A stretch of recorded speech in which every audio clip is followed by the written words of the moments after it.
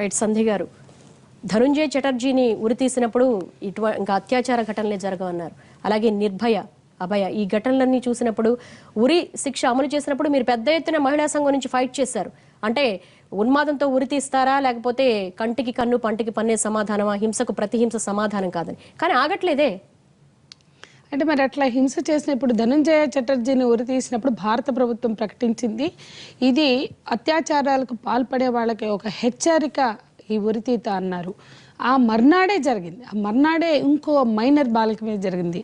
ధనుంజయ చటర్జీ కూడా మైనర్ బాలిక మీద చేశారు. అంటే మేము ఎందుకు మాకు ఈ అత్యాచారాలకు పాల్పడుతున్న వాళ్ళ పట్ల జాలేద్దామనో, క్షమాభిక్ష పెడదామనో, సాధువుల్లాగా వాళ్ళు మారుతారనో దాంతో మేము మాట్లాడే. సంధ్య గారు, మీకు అనిపించట్లా అన్నా వదిలేయండి అన్నా అంటూ అంత ఆక్రోశిస్తున్నప్పటికీ కూడా పశువులు కూడా సిగ్గుపడతాయి పశువు అని వాళ్ళని సంబోధిస్తే? అంటే మనము ఎంతో సున్నితత్వాన్ని పెంచుకుంటే తప్ప ఈ దాడుల్ని అర్థం చేసుకోలేము. ఇవాళ అంత హింస ఆడవాళ్ళు అనుభవిస్తుంటే ఆ హింసకి మూల కారణాలని మాట్లాడే సెన్సిటివిటీ కోల్పోయి సినిమాలు, మీడియా, సభ్య సమాజం, మన చుట్టూ ఉన్నటువంటి మనుషులు స్త్రీల పట్ల సాగుతున్న దాడులకి గల మూల కారణాలని ఆలోచించడానికి సిద్ధంగా లేరు, మాట్లాడడానికి సిద్ధంగా లేరు. నోరు మూపించడానికే కంటికి కన్ను పంటికి పన్ను అని వల్లిస్తున్నారు. ఒక బాధ్యత లేకుండా ఒక హింస భరించలేక స్త్రీలుంటే నీ మీద అత్యాచారం చేసిన వాడిని చంపుతానులే, ఉరేస్తాంలే అని మభ్య పెడుతున్నారు.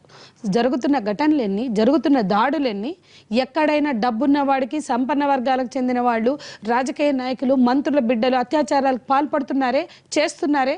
రాజకీయ నాయకులు చేశారు, ఉద్యోగాలు ఇచ్చినటువంటి చేస్తున్న చోట యజమానులు చేశారు, భూస్వాములు చేశారు. వాళ్ళకి ఉరిశిక్ష డిమాండ్ ఉందా? వాళ్ళని ఉరి తీశారా? అందుకే డైవర్ట్ చేయొద్దు దయచేసి. నేనేం చెప్తున్నానంటే, ఉరిశిక్షలు అమలు కాని దేశంలో, ఉరిశిక్షలే లేని దేశంలో, ఉరిశిక్షలు నిషేధించిన దేశంలో ఎందుకు అత్యాచారం జరగట్లేదు అనే ఆలోచన మనం చేయాలి. ఎందుకు జరగట్లేదు ఆ దేశాల్లో? ఆ స్టడీ కూడా మా దగ్గర ఉంది. ఇప్పుడు ప్రపంచంలో దాదాపు 70 దేశాల్లో ఉరిశిక్షలు లేవు. మరి అక్కడ అత్యాచారాలు కూడా లేవే. ఎందుకు లేవు అంటే అక్కడ స్త్రీ పురుష సమానత్వ స్పృహని ఆ సమాజాలు అందించాయి, లేదా ఆ ప్రభుత్వాలు అమలు చేస్తుంది. అంటే మన భారతదేశంలో స్త్రీ పురుష సమానత్వ, భారతదేశంలో ఉన్న వివక్షే దాడులకి కారణం. అంటే ఎక్కడ వైఫల్యం? ఖచ్చితంగా వైఫల్యం మన మైండ్ సెట్లో ఉంది. మేమేమంటున్నామంటే, ఆమె కన్సెంట్ లేకుండా ఆమె ఒంటి మీద చెయ్యొద్దు అని చెప్తున్నాం. స్త్రీల అంగీకారం లేకుండా ఒంటి మీద చెయ్యొద్దు అనేటువంటి ఉరిశిక్ష గురించి ఇంత ఉన్మాదంతో మాట్లాడుతున్నటువంటి మీడియా కానీ, ఈ సమాజాలు కానీ, చుట్టూ ఉన్న మనుషులు కానీ, ఆమె ఒంటి మీద చెయ్యి వేసే హక్కు నీకు లేదురా, ఆమె కన్సెంట్ లేకపోతే ఒంటి మీద చెయ్యొద్దు అని ఉదర కొట్టండి. ఎక్కడ చెప్పాలి? వాళ్ళే మన చేతిలో, కాలేజీల్లో జరుగుతున్నాయి, ఇప్పుడు పోలీస్ డిపార్ట్మెంట్ లో జరుగుతున్నాయి, పోలీస్ కోచింగ్ సెంటర్ లో జరుగుతున్నాయి. అందుకే ఈ ఆవేశం పెంచుకుంటున్న వాళ్ళు కొంచెం అర్థం చేయించడానికి ప్రయత్నించండి. సెన్సిటివిటీని కోల్పోవద్దని నేను చెప్తున్నాను. దయచేసి నేను ఒక బాధతో మాట్లాడుతున్నాను. 30 ఏళ్ళుగా నేను ఉద్యమాల్లో ఉన్నాను. మేము మాట్లాడుతుంది ఏంటో ఒక్కసారైనా వినడానికి ప్రయత్నించండి. ఏంటంటే, పోలీసు డిపార్ట్మెంట్లో ఉంది, కంచే చేను మేసినట్లుగా ఎక్కడైతే అధికారం ఉందో, వాకపల్లిలో అత్యాచారాలు చేశారు పోలీసులు కుంభింకి వెళ్ళి, బల్లూగూడలో కుంభింకి వెళ్ళి అత్యాచారాలు చేశారు, భద్రతా దళాలు చేస్తున్నాయి, ఇప్పుడు ఒరిస్సాలో చేశారు. ఐజీ కల్లూరి మొన్న సోనీ మీద అత్యాచారం జరిగింది. ఇవాళ 30 మంది మహిళలకు ఒరిస్సాలో నవంబర్ 22 నుంచి 30 వరకు కూడా అనేక దేశంలో ఉండే పౌర హక్కుల సంఘాలన్నీ వెళ్ళి 30 మంది మహిళలు అత్యాచారాలకు గురైతే కేసులు నమోదు చేయించారు. ఐజీ కల్లూరి కక్ష కట్టి సోనీ మీద ఏదైతే అత్యాచారం నమోదు చేయించిందో 30 మంది ఆదివాసీ మహిళలు, గిరిజన మహిళలు. దయచేసి ఇది ఒక వాస్తవం. ఒక దళిత మహిళని మనం చూపించాం కాబట్టి అదొకటే చరిత్ర కాదు, అదొకటి ఇష్యూ కాదు. మన చుట్టూ జరుగుతున్నటువంటి అత్యాచారాల గురించి ఒకసారి ఆలోచించండి అని మీకు చెప్తున్నాను నేను. మన పక్కన ఉన్నటువంటి ఛత్తీస్గఢ్లో ఆదివాసులు, గిరిజనులు, వాళ్ళ గ్రామాల్లో బతుకుతున్నటువంటి వాళ్ళ మీద భద్రతా దళాలకు చెందిన వాళ్ళు 30 మంది ఒక్క నెల రోజుల్లో 30 మంది మహిళల్ని అత్యాచారం చేస్తే, దేశంలో ఉన్నటువంటి పౌర హక్కుల సంఘాలన్నీ, సివిల్ లిబర్టీస్ ఆర్గనైజేషన్స్ అంతా అక్కడికి వెళ్ళాయి. వాళ్ళకి సహకరించింది భాష విషయంలో. సోనీ ఒక టీచర్ ఆదివాసీల అత్యాచారాలు జరిగితే ప్రశ్నించిందని ఆమె మీద అత్యాచారం చేశారు, గ్యాంగ్ రేప్ చేశారు, ఆమె భర్తను చంపారు, అయినా నిలబడి పోరాడుతుందని ఇవాళ ఆమె మీద యాసిడ్ పోశారు. ఆమె ఆమ్ ఆద్మీ పార్టీ నుంచి ఎంపీగా పోటీ చేసింది.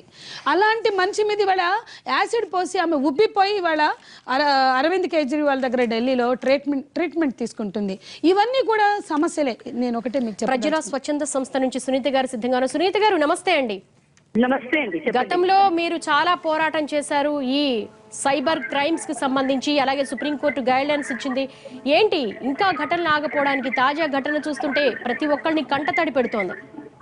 చాలా బాధాకరంగా ఉంది అండి. ఎందుకంటే నేను లాస్ట్ ఇయర్ స్టార్ట్ చేసిన పోరాటం షేమ్ ద రేపిస్ట్ క్యాంపెయిన్ ఎక్కడ ఇట్లాంటి రేపిస్ట్ వీడియోలు తయారు చేసి, రేప్ వీడియోస్ తయారు చేసి సర్కులేట్ చేయడం అంత పెద్దగా తీసుకున్న తర్వాత కూడా మన దగ్గర ఉన్న మగ పిల్లలకి ఇప్పుడు భయం రాలేదు.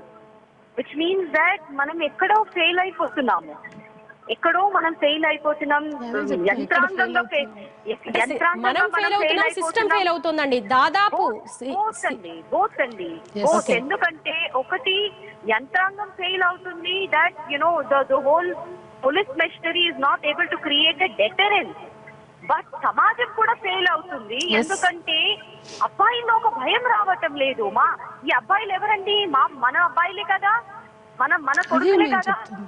And our boys have such bloody disrespect for the body of a woman.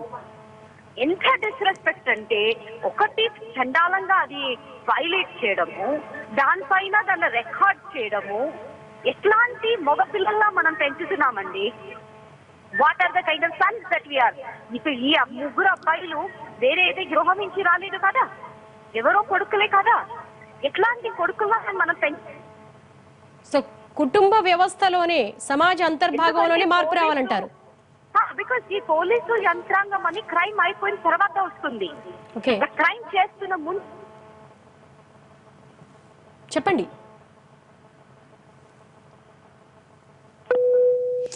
నేను కాల్ కట్ అయినట్టుంది. అంటే నేను అదే చెప్తున్నానండి, శిక్షలు ఉండవలసిందే. నేరం జరిగినప్పుడు శిక్ష ఉండవలసిందే.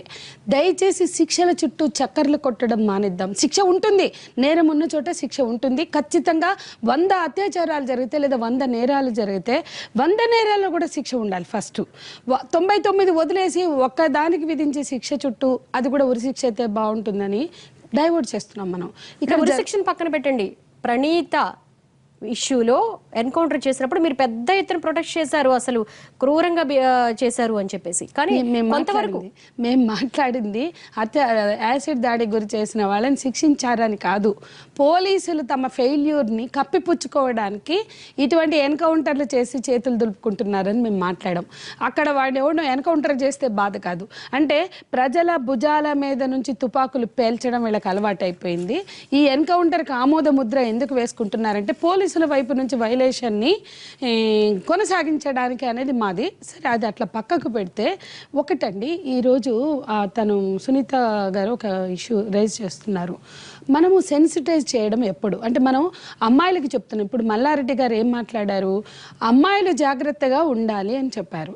అక్కడ అన్నా నన్ను ఏం చేయదు, అన్నా నన్ను వదిలిపెట్టండి అని దీనంగా వేడుకుంటున్న అమ్మాయిని అమ్మాయిలకి చెబుదామంటాడు, అమ్మాయిలు జాగ్రత్తగా ఉండాలంటారు. ఇప్పుడు ఆ అమ్మాయి తోటి కొలీగ్స్ వాళ్ళు పుస్తకం కొనుక్కోవడానికి ఇంకో అమ్మాయితో కలిసి బుక్ షాప్కి వెళ్తుంటే మేము అటే వెళ్తున్నాం అని తీసుకెళ్లారు. సరే, కొలీగ్స్ తోటి ట్రైనీస్ కాబట్టి నమ్మి వెళ్ళుండొచ్చు. కానీ ఇంకో అమ్మాయిని దారి మళ్లించి, అమ్మాయి దూకేసి వెళ్ళిపోయింది. ఆ అమ్మాయిని దారి మళ్లించి వీళ్ళు కొండల్లోకో గుట్టల్లోకో తీసుకెళ్లారు. అమ్మాయి హెల్ప్లెస్ అయింది. అన్న వదిలేయండి అంటుంది. అటువంటి ఆమెని వీళ్ళు ప్రేమించొద్దు, ఒకవేళ ప్రేమించినా పెళ్లిళ్ళు అయ్యే వరకు ఆగాలి అని ఒక డిఐజీ మాట్లాడడం ఎంతవరకు సెన్సిటివిటీ? అంటే మనము ఏ రకంగా అత్యాచారాలను అర్థం చేసుకుంటున్నాం, మనం ఎటువంటి ఆమోద ముద్రలు వేస్తున్నాం అనేది కూడా చాలా ముఖ్యం. రెండో విషయం, ఆ అమ్మాయిలు జాగ్రత్తగా ఉండాలి నిజమే, కానీ ఇటువంటి వెధవలు ఇటువంటి పోలీసు ట్రైనింగ్కి వస్తున్నారు. ఇటువంటి వెధవల్ని మేపుదామా? ఇటువంటి వెధవల్ని ట్రైనింగ్లు ఇచ్చి ప్రజల మీద మీరు పాయింట్కి వచ్చారు. ఇప్పుడు ఇదే ఒక విషయం చెప్పిన మాట ప్రకారమే ఇప్పుడు వాళ్ళకి శిక్ష అమలు చేయాలి, వరకు రుజువు అవ్వాలి. దేవి గారు 10 ఏళ్ళు అలాగే దేవి గారు శిక్షలకు వచ్చే ముందు నేరాలకి కారణమైన విషయాల్ని సున్నితంగా మాట్లాడమని నేను చేతులు ఎత్తి మిమ్మల్ని జోడించి మొక్కుతున్నాను. శిక్షల గురించి మాట్లాడదామండి. శిక్షల చుట్టూ చక్కర్లు కొట్టడం మానేయండి. నేను చేతులెత్తి మిమ్మల్ని సంధ్య గారు మీరు దయచేసి చెప్పిన దాంట్లో- కారణాన్ని మీరు అర్థం చేసుకోండి. మేము పిచ్చకి మాట్లాడట్లేదండి, టైం పాస్గా మేము మాట్లాడట్లేదండి, చాలా ఎమోషనల్గా కూడా నేను మాట్లాడట్లేదండి, ఒక బాధ్యతతో మాట్లాడుతున్నా. అత్యాచారాలకి మూల కారణం అమ్మాయిల పట్ల ఉన్న దృక్పథం అండి. ఆ అమ్మాయిల పట్ల ఉన్న దృక్పథాన్ని మార్చడానికి సెన్సిటైజ్ చేద్దాం, మీడియాని అట్లా ఉపయోగించుదాం. ఎందుకు అంటే ఇవాళ వాళ్ళు నేరగాళ్ళని తయారు చేస్తున్నారు, నేరగాళ్ళని ట్రైన్ చేస్తున్నారు. ఇక్కడ అంటే ఏ ప్రవృత్తి కలిగిన వాళ్ళని ఎంపికలు చేయాలి. ఇవాళ పోలీసులు ఒక విషయం ఆలోచించండి. పోలీసులు వర్మ గారు ఏమన్నారంటే, ఒక ప్రభుత్వ ఉద్యోగి కానీ పోలీసులు కానీ భద్రతా దళాల సిబ్బంది కానీ అత్యాచారం చేసినట్లయితే అది మరింత తీవ్రమైన శిక్షగా ఉండాలంటే నువ్వు 30 ఏళ్ళు వేయి 40 ఏళ్ళు వేయకూడదు అని చెప్తున్నారు ఆయన. మామూలు అత్యాచారానికి 20 ఏళ్ళు వేయండి అని, ఏదో 10 ఏళ్ళు అట్లా చెప్పట్లేదు, లైఫ్ అంటున్నారు. మన జ్యోతిర్మయిని చంపిన నాగరాజుకి 30 ఏళ్ళు లండన్ కోర్టు ఇంగ్లాండ్లో వితౌట్ పెరోల్ వితిన్ 3 months వేశారు. అది శిక్ష కాదా? 30 ఏళ్ళు వితౌట్ పెరోల్ నాగరాజు ఇప్పుడు ఇంకా అక్కడ ఉన్నాడు. అందుకని నేను ఏమంటున్నానంటే ఒక్క స్పృహ అండి, మనం శిక్షించుదాం, కానీ సామాజిక స్పృహ గురించి సమానత్వం గురించి మాట్లాడితే ఒక షార్ట్ బ్రేక్ తీసుకుందాం. ఈ అమానుష అకృత్యపు చర్య గురించి మరిన్ని డీటెయిల్స్ లోకి వెళ్లే ముందు